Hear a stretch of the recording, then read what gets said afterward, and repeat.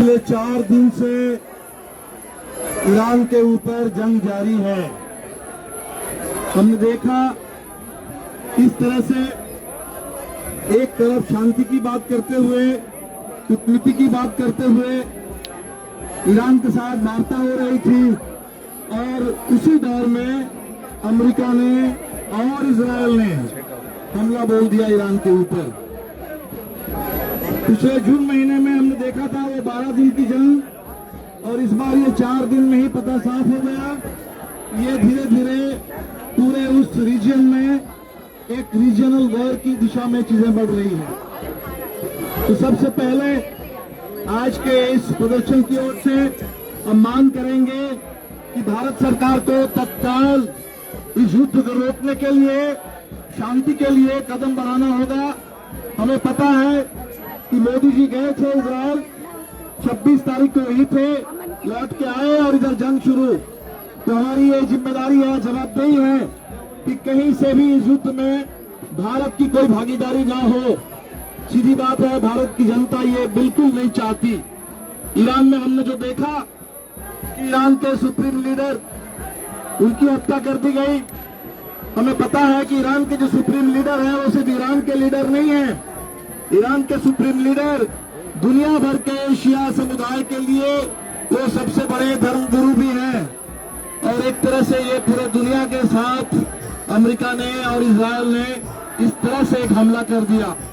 हमने देखा कि उस ईरान में जहां महिलाएं लड़ रही है अपनी आजादी के लिए, और अमेरिका वाले ये घड़ियाली आंसू बहाते हैं महिलाओं के नाम पर, और उसी ईरान में प्राइमरी स्कूल पर जिस समय हत्या कर दी गई, कितने बच्चियों की, 100 से ज्यादा बच्चियों की हत्या उसी ईरान में अमेरिका और इजराइल ने कर दी।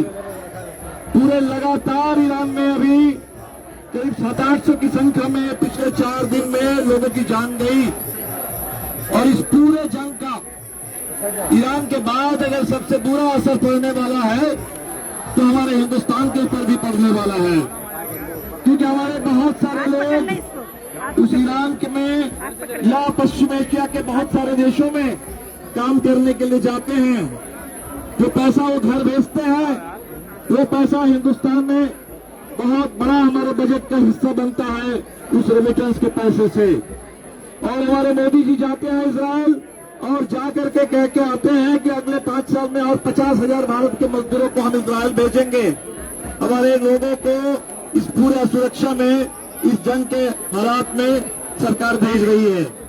हम देख रहे हैं कि इस समय जो हमारे देश में जो तेल आता है, उसका बहुत बड़ा हिस्सा न सिर्फ ईरान के अंदर से आता है, बल्कि इस पूरे रीजन से जो तेल यहाँ आता है, अब उस पर जो संकट बढ़ेगा, तेल की कीमत बढ़ेगी और जबरदस्त आर्थिक संकट हिंदुस्तान के ऊपर आ जाएगा।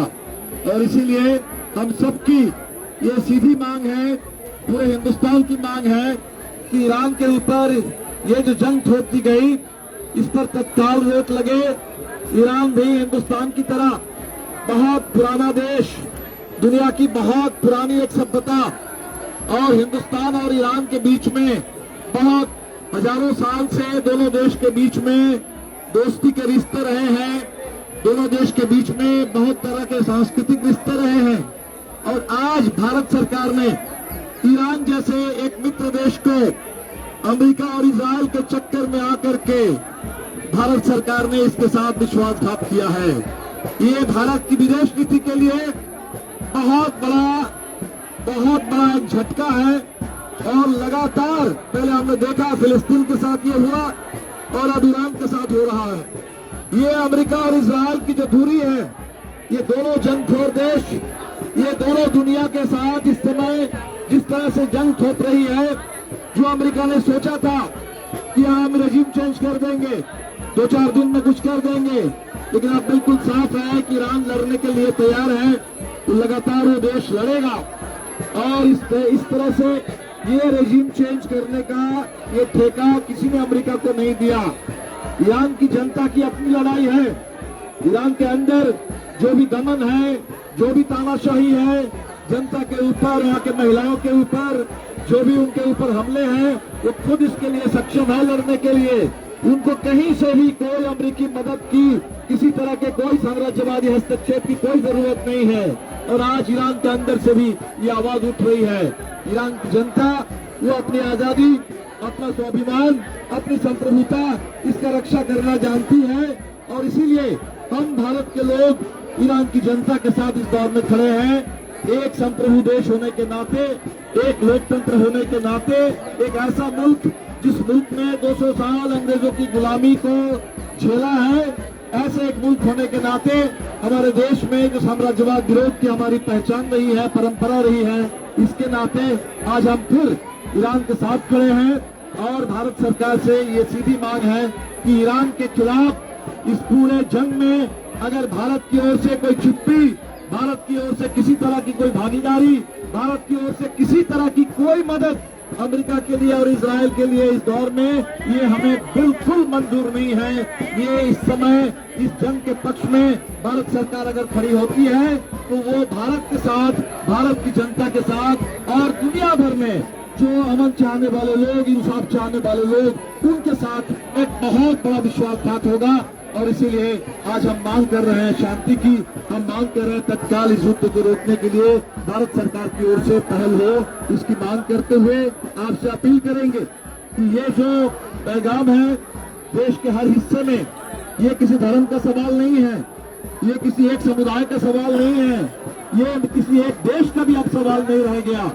ये सवाल पूरी दुनिया के पैमाने पर हमारे सामने कि क्या दुनिया को और एक विश्व युद्ध चाहिए। अमेरिका ने जो रास्ता चुना है, अमेरिका और इजराइल मिलकर के जो रास्ता ये लोग चुन रहे हैं, वो पूरी दुनिया को धीरे धीरे एक तीसरे विश्व युद्ध के धकेलने वाला रास्ता है, दुनिया को बर्बाद करने वाला रास्ता है 21वीं सदी में। और इसीलिए इसके खिलाफ पूरे दुनिया के अमन पसंद लोगों के साथ, न्याय इंसाफ पसंद लोगों के साथ, साम्राज्यवाद विरोधी लोगों के साथ हम अपनी एकजुटता आज उसका इजहार करते हैं। और इस आवाज को दिल्ली से लेकर के देश के हर कोने में ले जाना हमारी हमारा फर्ज है और इस फर्ज को हम जरूर निभाएंगे। दिल्ली के तमाम अमन पसंद लोगों को, इंसाफ पसंद लोगों को आज के इस प्रदर्शन के लिए मैं बधाई देता हूं और आपसे यही अपील करते हुए कि अमन की आवाज, ये साम्राज्यवाद के खिलाफ, जंग के खिलाफ हमारी इंसाफ की आवाज और मजबूत हो। बहुत बहुत शुक्रिया। इनकलाब जिंदाबाद।